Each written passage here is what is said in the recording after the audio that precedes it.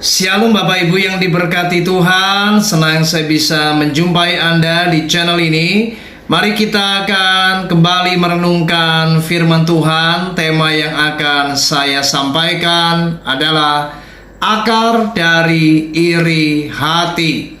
Amsal pasal yang ke-14 ayat yang ke-30, firman Tuhan berkata, hati yang tenang menyegarkan tubuh, tetapi iri hati membusukkan tulang.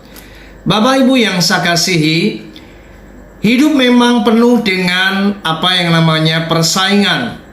Dan persaingan dapat menimbulkan apa yang namanya iri hati. Namun kita perlu ketahui bahwa orang-orang yang tidak memiliki apa yang namanya confidence, mereka yang seringkali bermasalah dengan apa yang namanya kepercayaan diri, mereka yang minder, mereka yang kurang yakin dengan apa yang menjadi kemampuan dirinya, membuat orang-orang demikian ada kalanya mereka menjadi iri hati ketika melihat ada orang-orang lain yang jauh lebih hebat dari dirinya. Dan ternyata saudara, iri hati sebenarnya merupakan sebuah ekspresi dari ketidakpuasan seseorang akan apa yang Allah telah berikan kepada dirinya. Dan inilah yang sebenarnya menyebabkan seseorang mengapa ia menjadi iri hati. Ternyata akarnya adalah karena ketidakpuasan. Ketidakpuasan kita akan apa yang telah Allah anugerahkan. Inilah yang menjadi faktor mengapa orang-orang yang tidak merasa yakin, merasa puas dengan apa yang ada pada hidupnya, mereka kemudian iri hati terhadap mereka yang mungkin jauh lebih baik atau jauh lebih di atas mereka.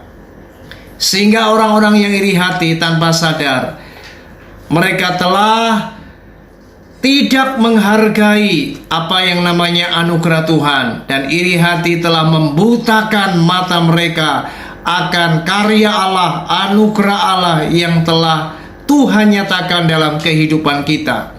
Seandainya kita dapat menerima setiap apa yang Allah anugerahkan sebagai bukti kasih dan cinta Allah kepada kita, maka kita tidak akan perlu jatuh ke dalam dosa iri hati.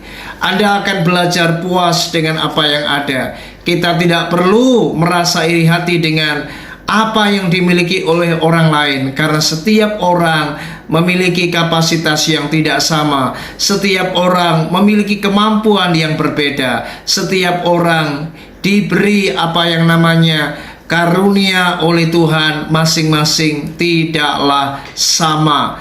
Yang penting adalah bagaimana hati kita ini belajar merasa puas dan menerima apa yang menjadi bagian yang Allah telah anugerahkan dalam hidup kita.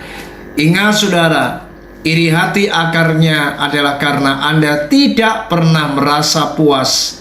Ketidakpuasan inilah yang kemudian bisa memicu Anda sehingga Anda iri hati dengan orang lain yang mungkin memiliki apa yang lebih. Padahal setiap kita seharusnya sadar, setiap orang tidaklah sama. Ada yang memang memiliki kapasitas yang lebih besar, tetapi itu semua adalah karya Tuhan. Dan setiap kita seharusnya bersyukur dan jangan tidak puas dengan apa yang Allah telah berikan. Kalau Anda merasa puas, Anda merasa bersyukur, pasti Anda akan dijauhkan dari apa yang namanya iri hati. Meskipun orang-orang yang di sekitar kita mereka jauh lebih sukses, jauh lebih hebat, ingat semua adalah kasih karunia Tuhan. Orang yang tidak iri hati lebih bahagia karena hatinya tenang dan tidak dikuasai oleh iri hati.